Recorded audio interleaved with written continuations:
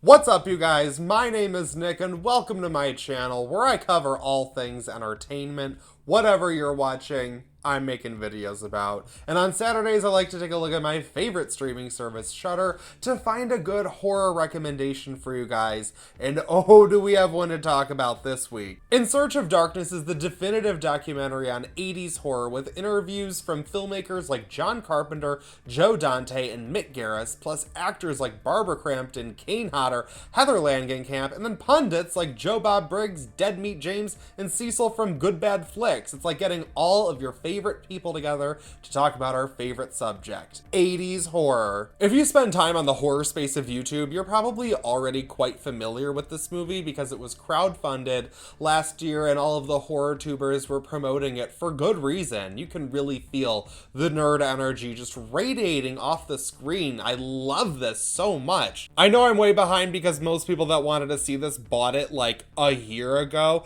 but I'm so glad that it's made its way to Shudder because I think that is the perfect home for In Search of Darkness. This truly is an all-encompassing look at the decade. They start in 1980 and go year by year looking at the best movies that came out, and in between, the large slew of interviewees go over the tropes and trends of 80s horror, from synth scores to the iconic poster art, and they even tackle, I think, the greatest criticism of 80s horror, and that there were misogynistic elements with naked women regularly being slaughtered on screen, and they talk with a variety of different people, from actresses who did think that was very exploitative to horror fans who found those movies to be very empowering. And I just really enjoy the way that they have this wide range of perspectives and views that I think really make up the entire horror community. Horror docs have done great things for the community, in my opinion. We had that 4-hour-long doc, Never Sleep Again, about the Nightmare on Elm Street films. We got Crystal Lake Memories. It was a 6-hour documentary on the Friday the 13th films.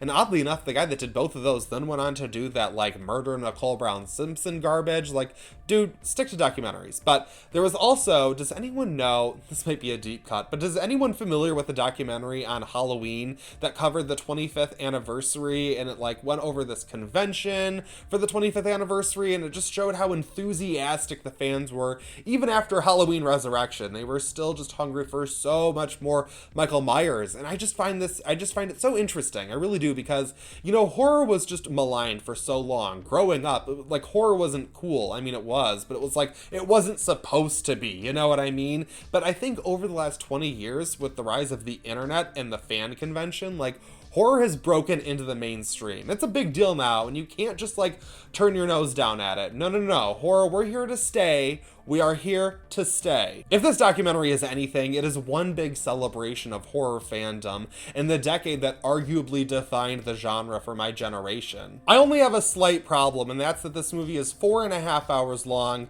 and I still don't think that it's long enough. Call me crazy, but I truly could have used like a 10-hour docuseries dissecting the best movies from every year, because they touch on some things briefly, and then some movies they don't really talk about at all. They throw up a whole bunch of awesome 80s horror movie posters to spread the love, but still, I wish we were able to spend more time on some other movies. I will say, they do throw a lot of love to the Friday the 13th franchise, and I really appreciated that. But I mean, you know, 4.5 hours and I still could have kept watching. That's not a bad problem to have. I actually watched this all in one night. I was planning on watching it in like 4 different hour-long chunks, but I got about an hour and a half in and I was just so sucked in. I was like, you know what? I'm gonna go to the store, I'm gonna get some wine, get a pizza, and I'm just gonna snuggle in and I'm just gonna watch this whole thing. And it was, you know what? I just needed like a chill, lazy, like de-stress kind of night, and this was the perfect thing to just fill me with all kinds of nerd energy joy. I just loved it. It was such a good time. I could honestly see myself returning to this like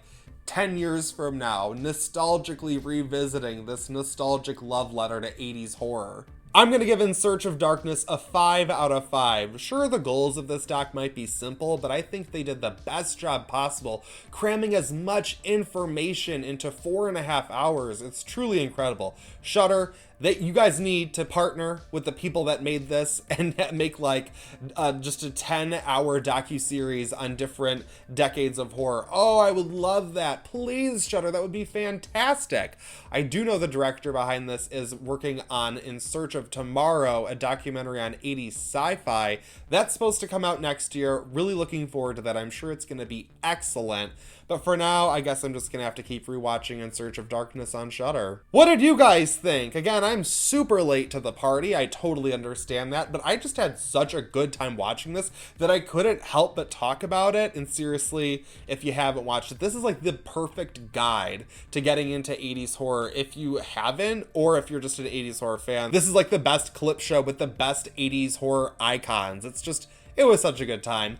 Let me know what you guys thought in the comments below. Thank you so much for watching this video. Feel free to give it a like, share it with your friends, subscribe to watch this now, because that is it for this video, but I won't stop you from watching another.